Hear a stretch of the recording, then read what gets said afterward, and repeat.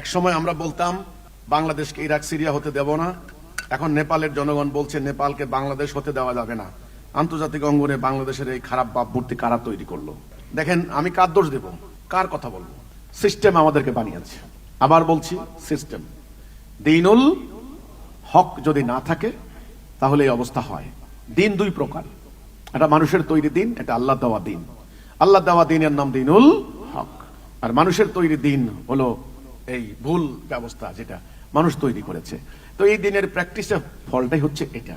আন্দোলন হবে, বিক্ষোভ হবে, অরাজকতা হবে, কেউ কাউকে মানবে না, সরকারের বিরুদ্ধে আন্দোলন হবে, সরকার আবার পালিয়ে যাবে, এটা অরাজকতা সৃষ্টি হবে, ল অ্যান্ড অর্ডার সিচুয়েশন ভেঙে পড়বে, আইন শৃঙ্খলা বাহিনী ভেঙে পড়বে, ইত্যাদি সমস্ত কিছু থাকবে না, অর্থ পাচার হয়ে যাবে।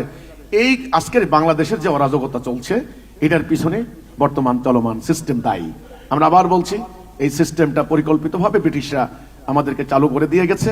এখন সময় হয়েছে এটা থেকে বেরিয়ে আসার। এটা দুঃখজনক কথা। নেপাল এখন বলে, নেপালের নেতারা বলে যে বাংলাদেশের পরিস্থিতি যেন নেপালে না হয়।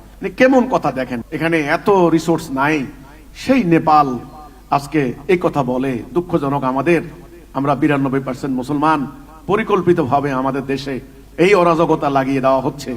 অথচ আমরা এই হীরার টুকরা, এই পথ প্রদর্শনের এই বিধান আমাদের হাতে থাকা সত্ত্বেও আজ আমরা লাঞ্ছিত, আজ আমরা হীনমন্যতায় আপ্লুত, আজ আমরা দুর্বল। এর কারণ কি? কোরআন কি হারিয়ে গেছে? কোরআনের লাইনগুলি কি বিকৃত হয়েছে? হয়নি। এর কারণ আমরা কোরআনের যে প্রকৃত আকীদা ওটা হারিয়েছি। কোরআনের যে শিক্ষা, তোমরা ঐক্যবদ্ধ হও, ওটা আমরা বাদ দিয়েছি। আল্লাহর বিধান কায়েম করো, ওটা আমরা বাদ দিয়েছি। যা হওয়ার তা হয়েছে। আমরা ওদের অনুসরণ করেছি। ওদেরকে যারা অনুসরণ করেছে ওদের উপর লানত পড়েছে, আল্লাহর লানত।